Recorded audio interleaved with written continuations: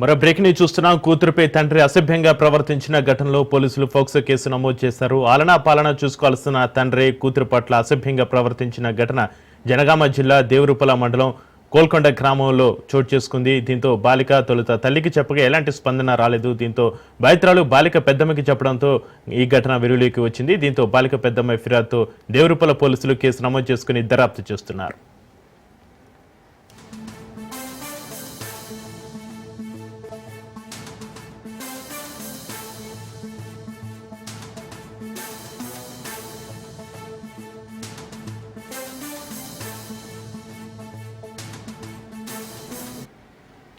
కూతురుపై తండ్రి అసభ్యంగా ప్రవర్తించిన ఘటనలో పోలీసులు పోక్సో కేసు నమోదు చేశారు.